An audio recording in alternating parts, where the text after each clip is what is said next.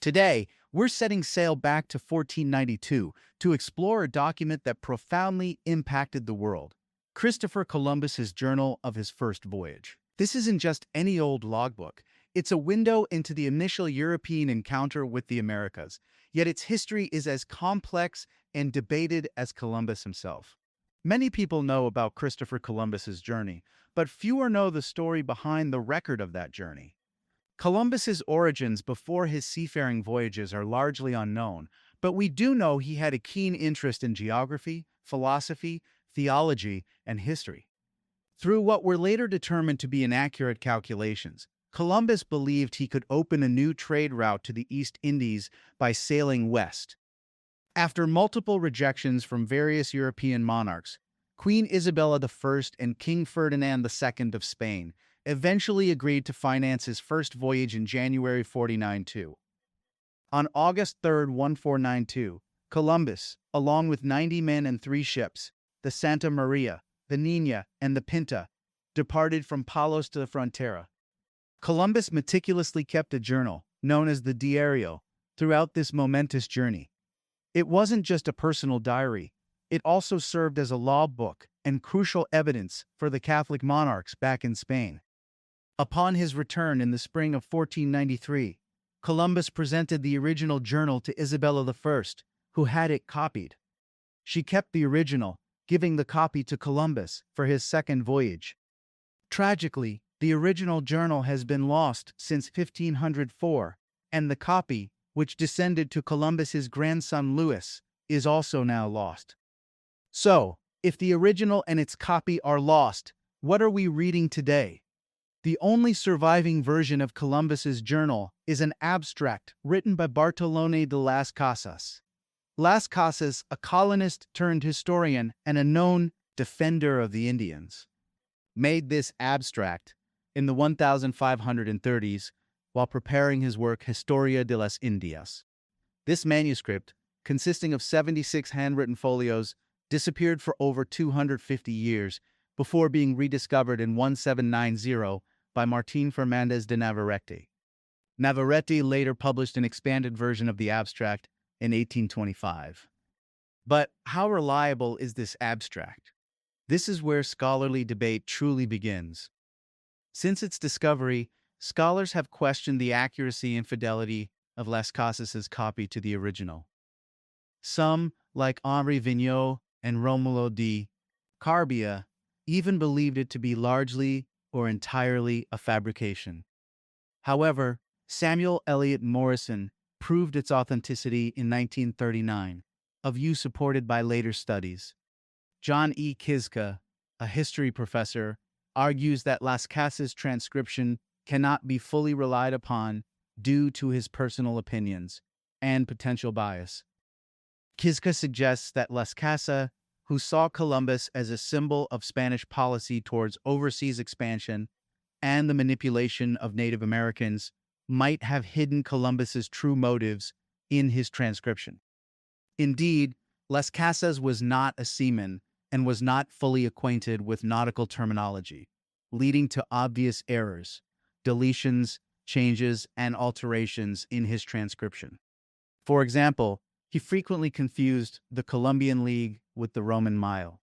However, other scholars like Terminus Trantor point out that Las Casas' portrayal of Columbus in the abstract is often friendly, even admiring, and frequently defends Columbus by spreading blame to other Spaniards.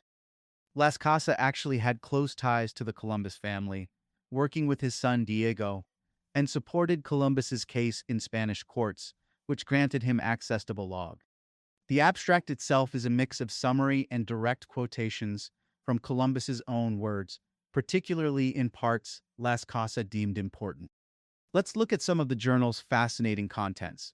The Diario covers events from August 3, 1492 to March 15, 1493, and includes a prologue addressed to the Spanish sovereigns.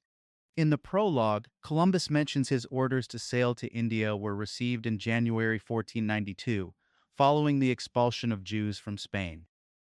During the westward voyage, Columbus reported entering the Sargasso Sea on September 16th. He described various animals, such as dolphins and frigate birds.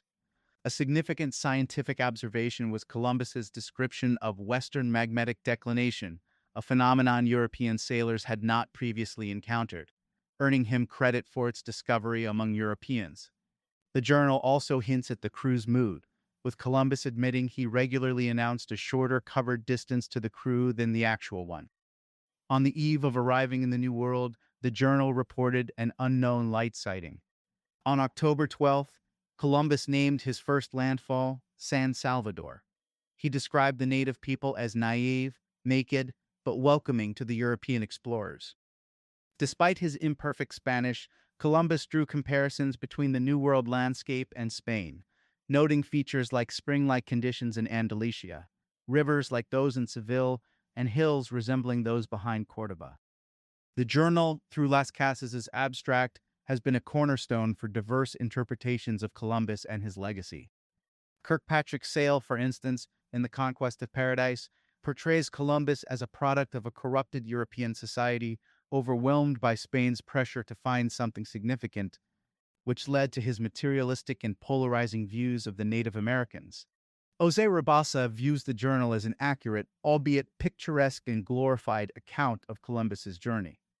Rabasa suggests Columbus employed a conqueror approach in his narrative to persuade Queen Isabella of the new land's industrial potential. Elvira Vilches offers a purely religious perspective, seeing the Diario as Columbus's proof of successfully spreading Christianity and a justification for acquiring more resources for future voyages. Vilches controversially links the journal's documented New World potential to Columbus's promise of gold to fund a Christian crusade, which she argues directly led to the massacre of innocent Taino people. Conversely, Dona de Sanctis defends Columbus's interactions with the Tainos, noting that Columbus complimented their appearance and acumen. She states that Columbus's crew only resorted to violence after the men he left behind were killed by the Tainos, although the journal indicates Columbus could not prove the Taino perpetrated the massacre and took no action against them. Despite the debates surrounding its accuracy and the biases of its transcriber, Columbus's journal remains an indispensable historical artifact. It's been translated into numerous languages, and modern editions, such as the 1989 University of Oklahoma Press translation by Oliver Dunn and James E. Kelly Jr., strive for readability and accuracy, providing facing-page Spanish and English texts. This particular edition even won a Spanish government award in 1991 for its contribution to understanding the quincentennial of the discovery. Robert Fuson's The Log of Christopher Columbus also received prestigious awards.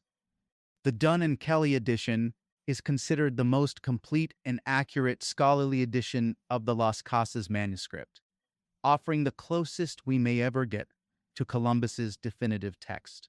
It painstakingly follows the original structure, including crossed-out words, corrections, and marginal notations, even clarifying Las Casas' handwriting and spelling.